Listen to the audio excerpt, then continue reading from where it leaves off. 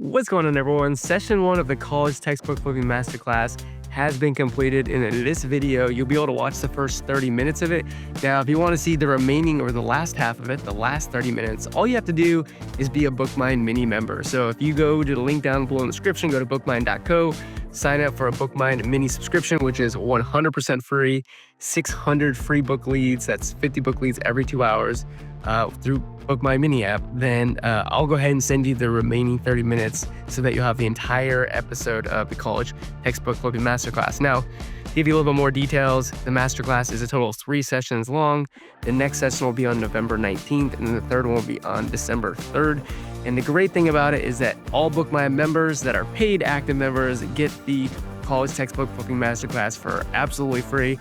Now, if you wanted just to buy the whole thing, you can obviously do that as well. That will be linked down below in the description. But obviously, the best thing to do is just to be a BookMine paid member because you'll get it for free anyways. But yeah, if you want to see the last 30 minutes of Session 1 of the College Book Flipping Masterclass, sign up for BookMine Mini, and I'll go ahead and I'll email it over to you. So hopefully you guys enjoy, and I'll see you guys soon. All right, so let's get started. We're here at the College Book Flipping Masterclass. Of course, these images come from Books and Beyond, which was a bunch of time. Well, let's go ahead and let's turn our books into cash. That's the goal. So session 1, which is happening right now, is the fundamentals of college textbook season. So these are the things that you're absolutely going to need to know to have that base foundation. So going into the next couple of months, you feel confident, you feel like, hey, the books that I'm buying, they're going to perform well, etc. So today we're going to go over the 3 textbook patterns that you must understand, important dates to remember relative or specifically within January, knowing when to buy and avoid older editions, one of the biggest questions that we get in textbook season, avoiding the most common and costly pitfalls, and then finally keeping your account generally safe from counterfeit and IP complaints. So tons of information. Again, this is only session 1. There's still going to be 2 more sessions, so a bunch of value here, but let's kick it off, Victor. What we see here in front of us is a mountain, and this is very stereotypical of a high school book, Victor. Why is this high school book different than a college textbook? Yeah, so if you remember during our high school master class, if most of you guys were there, our high school season is really just one huge mountain, right? That usually starts at the very end of May, all the way to like the beginning of September, and it kind of plateaus in the middle of August, and or peaks, I mean, in the middle of August. And that's what you can see here, right? One just huge mountain, and then the rest of the season is kind of like just a huge valley. So we were looking, when we were looking for high school books, that's what we're looking for. And of course, that's different than college books. So if you see this, you have found a high school book. You did not find a college book. Which leads us to this, which is we still would like to go ahead with the same analogy. Mountains are very easy for people to see. And what's important when it comes to doing well with college textbook season and even high school textbook season is we are really trying to buy books and sell them at their lowest use price, and then not necessarily exploit the buy box. And so we are really truly are looking for mountains on the Keepa graph. And if we come across a college textbook and it doesn't have mountains, meaning if the lowest use price doesn't very clearly have a shoulder and a peak like a mountain does, it just means that if you were to try to flip that book, you might have to rely mainly on exploiting the buy box, which is just not as sound of a business model. So, Victor, what's the main difference between this image here for the high school book and this one here for the college textbook? I mean, obviously 2 humps, right? 2 peaks, basically, which is different than the high school season. And let me also mention, Joji, since now the buy box is back to not giving it to FBA. If you really depend on the FBA prime bump during textbook season, we're all putting our businesses a little bit bigger at a risk. So right. I think you need to look for books that have these spikes so that you don't necessarily need the FBA prime bump to sell your book. Yeah, because fundamentally what it means is that the lowest use price, the cheapest copies available during the textbook season are inflated, or not inflated, but they go up in price because there's just so much overwhelming demand with them. Okay, so that's the first thing that you have to understand is that college textbook season is a lot different than high school textbook season because there's usually 2 mountains. Sometimes there actually can be 3. And what are we looking at here, Victor? All right, so on this one, it's very similar, but we actually have like a bonus peak, which is in May. And that's for a book that's really popular. So I'd say like a lot of college textbooks that are fairly new or in a lot of demand will also have a May season, which is basically the summer season gets kicked off. And so you'll actually get 3 peaks It's a little bit more rare, and also May is it's a much smaller season. But Right. sometimes you'll see 3 seasons. So remember that if you do see 3 peaks, you still found another college book, and you probably found a really popular college textbook. But we're at least looking for 2 peaks, right? Yep. If you see 1 peak, then that's a high school book. Yep. And Right. generally, you know, a lot of people might ask, why would there be a little bit of a peak in May? And it's just because when it comes to college, sometimes college is on a semester system, meaning there are 2 semesters in the year. Some of them are on a quarter system, meaning that there's actually 4 quarters. So there's fall, winter, summer, and also spring quarter. So there could be, depending on which region you're in and which type of college you go to, different periods where there's more demand. But the big takeaway is we're looking for 2 mountains in most cases, sometimes 3 mountains. And every college book is different. And the reason why that is so important is you've got to have a plan, Victor. So many times people will buy a college textbook and they'll be like, you didn't sell in January. And we look at the keep graph and I'm like, yeah, but did you notice that the book normally sells in August? It may have a little bit of a January textbook season, but mainly has an August textbook season. So you have to have a plan when you're looking at the keep graph for every book that you buy. And so we have all the variations. These are all the patterns you must know. There's some college textbooks that only have a January season. There's some that only have an August or mostly August season. There's some that mainly only do well in May. There's some, you know, I would say the majority of them are going to do really well in both January and August. But like we said, there's even books that have a January, May, and an August season. There's also some college textbooks, Victor, that have so much demand that even though we do see increased demand in August and January, they actually just sell year round very well. They're just that popular in demand. But the point is, for every book that you're buying, remember you have to have a plan for it. If I'm buying this book right now, what's the plan for it? Is the plan to sell it in January because it's a January textbook season? And you might come across a book that looks like a great deal today, but then you look at the keeper graph and it looks like it mainly has an August mountain. Then you have to decide, are you willing to wait to sell this book for 8 or 9 months in the next August textbook season, you know, to actually decide whether or not you want to pick it up. So that's the main thing we want to show you. Is that, and I think what we're doing here is basically just saying we recognize patterns. Right. So you got to go when you look at your book, the book that you're currently looking at, go back in history and see whether or not the book mostly sells in January or does it mostly sell in August and stuff like that. That's how we figure that out. Right. We go back to last year and the year before and we see whether or not those patterns, and then we decide from there whether or not this is what we have found. Right. So if we found a book that's mostly in August and we just bought it now, well, don't expect to sell it in January if you bought a book that mostly only sells in August. Yep. So this is a great segue right into that. So here's a particular book right here, Torts and Compensation. It's actually an American case book series book, which we're going to talk about later. These particular college textbooks are the ones that you have to definitely be more cautious with. But I want everyone to put this in the chat, right? I'm going to go ahead and basically draw over the sales rank here on the screen. I want everyone in the chat to tell us, what kind of textbook is this mainly? Is it, you know, January and August? Is it mainly January? Is it mainly August? Is it a May tech? Like, based upon what you're seeing on the keeper graph, put in the comment section, you know, what really is the plan? When is the plan to sell this particular book? And Victor, I can't see the comment section, so hopefully you can monitor that. So we got a lot of August. Okay. Rosemary said summer. Brian said law book. First semester, August. Yep. So it's really important that you understand that. I know it seems very simplistic, but at the end of the day, college textbook flipping is actually very simplistic. It's like you have a plan for when for buying the book now. You have a plan for when it's going to sell, and we're just looking at, okay, what's the current price today versus where did that book get, you know, in the previous year. And of course, in the masterclass session 2, we're going to go way more in depth into offer counts and, you know, exactly how to price your book and all that stuff. But today is more that fundamental base level knowledge that you need to understand. Now, if we were to buy this book today, right, it very well could sell it in January because there is some demand there. But again, going back to what Victor said, your real plan should be to sell a book like this in August based upon what you're seeing. And going back to what Victor said on the keeper graph, what I've done here is actually expanded to see its entire history and what sort of pattern, Victor, emerges here in the use price when I do that. Looks like we're just having a August textbook season, right? Where we have basically an August only mountain, if that makes sense. Obviously it's mostly just spiking there in August. Yep. Very good. Right. Okay. So let's look at some other books here. This is called Effective Implementation in Practice. All right. And so what we can see for this particular book is that, okay, there is some demand in January. There's a little bit of demand in August. But I would say in general, it looks like it sells a little bit better in January. So again, the plan would be, hey, look, this is a book that BookMine just found. It was $13. It went all the way down to about $8 plus shipping. Last January, it was up there at $28. And again, you could kind of extrapolate out this particular book. Like if you go way far back into its history, you can see that, yeah, it does have that stereotypical January, August textbook season, but it's also a book that kind of just can sell somewhat year round, even though, you know, those 2 periods of time is when the plan is to sell, would be in January. So any thoughts on this particular book, Victor?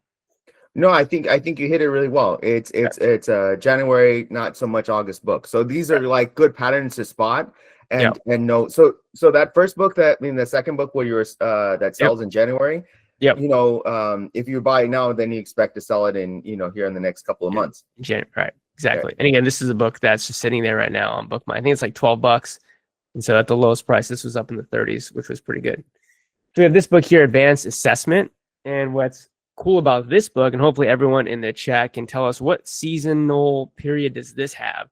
And again, I'll go ahead and draw it on the actual graph, the sales rank here. But kind of let us know, what do you see with the sales rank here? Maybe a better way for people to see it, visualize it, be kind of to make the bulls like this. Yeah. Okay, so in the chats, what kind of college textbook are we looking at here? Well, this is good. No one's actually said anything yet. Right. Okay, there you go. 3 seasons. 3 seasons, January. 3. Okay. And the cool thing about books like this is, you know that, okay, my plan is to sell this one in January. It has a pretty decent January season, but you also know that, hey, you know, maybe I can be a little bit more aggressive in my pricing, Victor, because if it doesn't sell in January, I still kind of have a backup, right? Like I potentially could still sell in May, which may be completely different if you have a January only textbook that doesn't sell anytime else throughout the year. You actually really want to sell that book in January, because if the season passes you by, you might have to hold that book for another year, if that makes sense. So books like this, they definitely have more time. And you can see this book was just recently purchased. So well done for those on BookMine using BookMine, because this was down here in the 26s and now just recently shot up back to, what is that, $40 range. But yeah, a book that at the lowest price is in the 50s and 60s in the January and May season. What I like about it is that there's 3 seasons, right? So that, like you said, there's backup plans. If it doesn't sell in January, it's probably going to sell in May. And if that doesn't sell in May, then it's going to sell in August. And that would also give me an opportunity to think, okay, well, when I buy this book here in November right now, I would think about selling the book both in January and in May. I'd probably buy more than 1 copy. I'd probably buy a couple of copies. One thing too, as well, if I use my cursor and draw over these mountains at the lowest use price, and if I do the same thing, but now I do it with the buy box, you'll actually see that obviously the buy box price, which represents the prime bump, is much higher, right? And so if you are targeting these prices, just know that in the case that the Amazon buy box, the used buy box kind of changes to the way it just recently changed like a day or 2 ago, where it's back to like sometimes the FBM being favored over FBA. If your model is built off of the prime gap in a scenario where you need the prime gap to be profitable, your business is definitely not foolproof any longer. But on the other hand, if you're buying this book because it's $26 and you're like, okay, at the lowest price, it went up in the 50s. Well, guess what? That's the cheapest price available. You can win the buy box at the cheapest price available, and there you go. You know, you're able to be profitable. So let's look at this. Let's look at this book. This one's really interesting as well. A book that actually does not sell nearly as often. But again, everyone, if you could tell us in the chat, what kind of textbook does this look like in terms of its seasonality? Is it January only, August only? Is it all year round book? And Victor, again, you can let me know in the chat what you think. Oh, people, yeah, great. They great analysis here. So they have 3 seasons. So that's great. 3 seasons. And what's really interesting about textbooks is every college textbook is different, right? Some might have selling seasons that are much longer, and they kind of, the sales are dispersed throughout, like, hey, every other few days, something like this. Some of them just hit hard. Like, what do you notice about when the sales rank drops on a lot of these books, Victor? It goes from 1 million all the way down to like 30, 40,000 in like 2 days. And it stays there for like a couple days. Same thing in April. It was at 1.1 million, shot down to about 35,000 for a couple days, and then went right back up. Same thing in August. So like you can see it in the sales rank, right? Kind of really drops. But you can also see in the used offer count. It goes from like 20 something down to like 5 or 6. There in April. So there's a lot of demand right there, but it's only for like maybe a week. And Yep. but That's it. when the demand hits, it hits hard. So your plan for a book like this would be like, all right, I got to know the dates for this book, because this book has a window of like a few days, or like up to maybe 7 days, and then after that, Victor, Yeah. it's going to be kind of silent and dead. That's what we mean, right? It's like being very intentional with the books that you are buying and having a game plan for it. So if I were to buy this book, then I would say the game plan is for me to really be paying attention to this book right around this period of time, probably January 7th to January 11th, 4-day period, because that's more than likely when that book will sell. All right, now we go to a book that's a little bit different here, Classroom Assessment. Now, again, everybody in the chat, if you wouldn't mind telling us, what kind of seasonal period do we see with this particular book? Again, Victor, you can let me know. Sure. People say Seagal was first, saying 3. 3. Okay, and the idea is Roy, 3 purposely to be seasons. repetitive. Oh, Brian says all year. Yeah, I mean, Yeah. I would say that it's kind of, both of them are kind of right, where it's like you can definitely look and find a bowl in the 3 seasons, like Seagal mentioned, right there, and right there. But Brian, in a way, is also correct that, hey, this was selling between there and there. It was selling between there and there. It was selling between there and there. So it is, it's not like you have to be exactly right that it's 3 seasons already around. It's more of like you should have a general understanding of the plan for the book. So my plan for this book would be obviously to try to sell in January, and then to try to sell it in May, because those are going to be the 2 times when the book sells when you're the best. But at the same time, I'm not also going to be surprised, Victor, if this sells in March or April, because I can see that it's done that in the past, right? And so all we're doing here is picking up on patterns. And again, we're talking about offer counts, going into session number 2. But this is a book that's at a really good offer counts at 27 right now. It was at 19 last year, so maybe a little bit higher, but 3 peaks. And this book is right now $35 right on BookMine. Anything else you have about this book, Victor? No, I actually, I think this is the book we landed on. That's actually a really good deal right now, right? So you buy it like $38, sell it for like $85, $90, either January, May, or in August. That's a great book. And again, this is a book that with the opportunity with there, I'd buy definitely more than one, because like we're buying possibly for 3 seasons. Oh, absolutely. Yep. Okay, so we have another book here. This is Ryan's Occupational Therapy Assistant. And if we look at this particular book, and let's, again, just make it as simplistic as possible, we can see that, again, we do kind of have those 3 seasons, but mainly you see what season here, Victor? Yeah, so I was about to say, this one you can kind of see a little bit more of the August textbook season, right? So you have the three periods of demand, but it's August that's the king there. So I would go and check and see, hey, if I sell it in January and May, great, but I'm really looking to sell this book in August. So if I was to buy it now, that would be my plan. Yeah, it would be to sell it in August. And again, just because the book's at a good deal right now for August, I mean, August is still 8-9 months away. So you could always track this book, or you could just leave it alone, because what happened in March and April, which happens to be one of the best times to be buying college textbooks, also high school textbooks, is like, hey, the goal should be to buy it there for this season, if that makes sense. So, timing is an important thing as well. Okay, this is a really interesting book. I thought this might be, I don't know, Victor, it could be high school or it could be a college textbook. It's kind of difficult to tell just from the image of the book. But again, this one, when you look at it historically, has more of that August textbook season, which we kind of classify as being more of what we would say high school textbook. But the thing is, again, what's the plan for this book?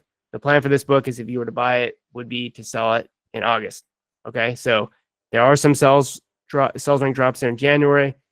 You actually do see that the use price goes up, even though there aren't really many sales during that period of time. But again, the game plan is most of the sales happen in August. So again, at this point, I'm just being repetitive, but but it's good to be repetitive. So you can see these different patterns and understand, okay, that's an August book. If you were to buy it now, don't have a plan on selling it in January.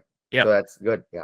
All right. So everybody, if you could go and tell me, what is the plan for this college textbook, or what is the seasonal pattern we see with Introduction to Wind Bugs for colleges? Could be saying that wrong. But what's the game plan here? You can see this was just dropped from about 22 down to about 15. So let me know, Victor, if anyone has any comments here. Rosemary says bye. Okay, yeah. I guess Troy says dud. Okay. Pricing war. Says Okay. Brian. I guess long tail. what's the seasonal pattern we see Ooh, here? would you even call this a long tail book, Joji? Yeah, I I would don't. definitely consider this Oh like a yeah. medium to long tail book. Yeah. Okay. Margo says long tail. But it is a college textbook though, Yeah, right? I it mean, is. if you look at the book, it's a college textbook, right? And so the thing that I was trying to get at here is we don't see any discernible January, August, May seasonality, right? We Yeah. just kind of see a college textbook that kind of just has a cluster of sales throughout the year. Now, is the book undervalued? Absolutely. I mean, the book is $15. Every sale this year, with the exception of the last couple, have been at $40 or more. So it's basically, Rosemary actually said what what you just did was let's see more of the data, right? yeah, let's get more of the data. Maybe from that we could tell whether or not there's a pattern here. And you might be able to zoom in. It looks like maybe a slightly in January, but by and large, this is what we would consider like an all year round, sort of a medium to long tail college textbook. So also understand that there's going to be plenty of books out there like this. And generally what you're looking for with these sort of medium long tail textbooks are books that just have much lower offer counts. Like this book's offer count, used offer count never is above 8 the whole year. And that makes sense because it's just not a ton of demand for the book, but there's also not a lot of supply. And, you know, a lot of people get scared away from books that maybe don't sell often, but you have to think of not just how frequently it sells, but you have to think about it relative to what the supply in the market is. Because just because a book sells a ton, if there's also a ton of supply and the supply is greater than the demand, then it doesn't even matter that the book has a ton of demand. But in this case, if you have a book that has, you know, I would say a low level demand, but you also have a very low level of supply, I mean, there's still plenty of opportunity for you to be right in the mix there. And again, it's not a book that you'd buy a bunch of copies of. It's probably a book you just buy one copy, maybe 2 copies of, but don't be passing up on books like this because I flip them all the time. And I love sort of medium long tail college textbooks. Anything else, Victor, about this that you want to? Yeah. The fact that there is no real pattern here, you just kind of, what I would do with it is just buy it, put it in within a range, price range, and then just let it, you know that more than likely within the next year, I'm going to sell it. So that's the plan there. And Joji, if you want to go back to the other book, Gary had a question about the, I guess Oxford? the cliff drop. Oh, the used offer. Oh, this one right here. Yeah. Yeah. A really good point here. Normally when we see a cliff drop like this, if it is truly a wholesaler coming and buying a bunch of copies, or a school buying a bunch of copies, you would normally see the sales rank also drop pretty significantly, which we don't really see happen. And so you also see that the new offer count drops off. So for that reason, I would be a little bit more concerned about this book, and not exactly sure why that is. But I'd probably just leave it alone for that reason. But I don't know what your thoughts are there, Victor. Yeah, and now seeing that it went from usually for me, what gives me pause if it goes from like a large number to like 0 or 1, and that's what's happened here. Also with not with the sales rank dropping that much, so the two together would give me a pause. And that's just weird because I've never seen this book get an IP complaint or anything like that. But yeah, there's just too many books to risk risk your account on a book. So I'd probably pass on it. And a little bit later on, we'll talk about like how to keep your account safe. Obviously, the number one most important thing is to buy the book on Amazon, so you have an Amazon invoice and an Amazon order ID. But one thing that you'll see again and again is that whenever either of us have pause about a book, by pause I mean we look at a book and we're like, I'm not sure about that.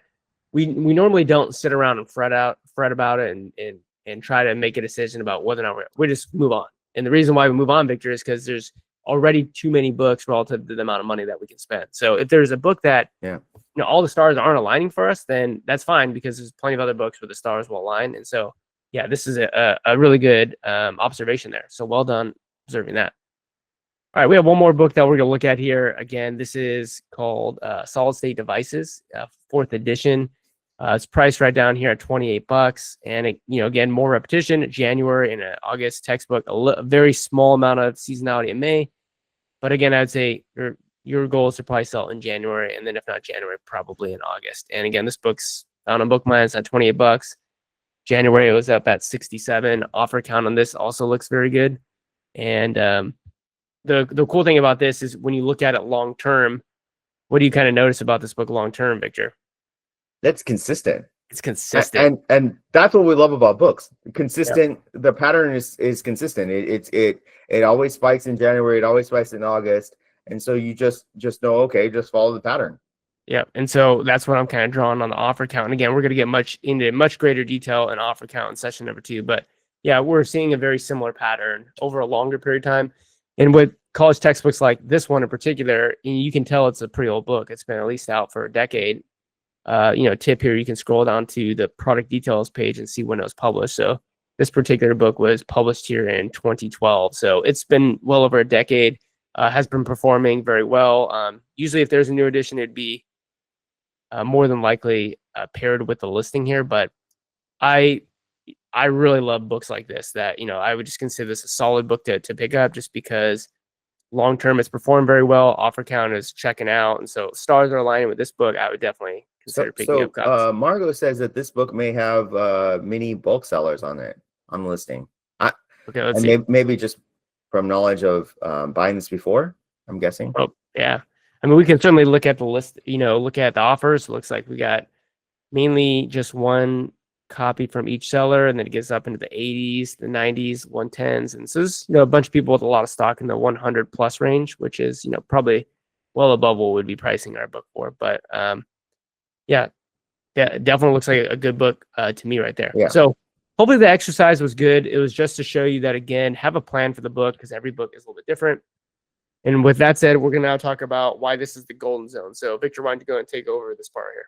Yeah, so I don't know necessarily if I coined the term last year or the last couple of years on our Facebook page, but basically this is the best time if you're really trying to build capital quickly, right? And when I was first starting out, this is my best capital building season. I was able to turn tens of thousands of dollars to even more than that, 40, 50% more. Because of this period where I'm able to buy a book now here in the middle of November and then sell it in January. So that this is the only time of the year this happens. For if you think about high school textbook season, we're having to buy that book say in March, and we're not more than likely not sell that until August. The spread there is way longer than this period here in college books. So that's why both me and Joji decided to call it the golden zone, this period right now. So we're in that, and it's time to really take advantage of it. If you can spend, $10,000-$20,000, expect to then get back, that plus an extra $5,000 or $10,000 here in the next month and a half. Yeah, and the reason why we have session 2 on November 19th is because really the tightest window that you have to have this really fast capital turnover is between November 26th and December 16th. Yep. And December 16th is probably really going to be the last day that you're going to be wanting to buy a bunch of books if you are still buying, just because you want to make sure those books actually get there in time for the January season. But yeah, fastest time to turn your books. This is why this is the best time to be taking this masterclass. And again, that's why we have session 2 on the 19th, because we're going to get into a lot more of okay, would we buy this book? Would we not buy this book, and why, etc. Okay. Well, that's also why we timed it now, right? That's why we're doing these classes right now, is because you guys should be focused on college books. Yep. The next class is really even bigger. If you can buy 50 books a day is starting to happen the next class. Yep. And you really at this point should be waking up every day and thinking about college textbook season. It should be it should be top of mind every day, because again, the opportunity coming up here soon is pretty great. Okay, let's go and talk about important dates for books. So I have here a January 2026 calendar, and January 1st is actually on a Thursday. And specific dates that you're going to be wanting to look at is just from over a decade of doing this. But the best days are generally going to be these 2 days, the 12th and the 13th, which is technically the middle Monday, Tuesday, and then the Monday, Tuesday following that. So the 12th, 13th, 19th, and 20th. And Victor, why is it that generally on Monday, Tuesday, we tend to see a little bit better sales for college books? I think people are just getting back from the weekend and decide that they now need to get serious about their school and decided then to buy their textbooks, I'm guessing. But that's what has historically always happened. Monday and Tuesday seem to be the best days, both for January and August. And so those are the best. These are the best selling days. This is like a selling slide. The one before, make sure to pay attention. There was December 16th is the absolute last cutoff for buying a college textbook. So that's the last cutoff for buying them. These are the best days to sell them: 12th and 13th, 19th and 20th. And then what we pointed out there, January 26th, which is also really important because it's still going to be a good day, but that day you should really start considering pricing your books down Yep. and just, getting selling whatever is left of your inventory. Yep. So you can notice here that the season comes fast, right? You have It's two hard. really great weeks, and then the week after that, you're already thinking about clearancing out your inventory. Yep. And one thing that I also wanted to mention about the 12th here is most colleges are going to start actually on this Monday. Yeah. And so what's going to happen, you're going to have all the college students go to classes either online or in person. And the professor's going to go, here's the syllabus, here's the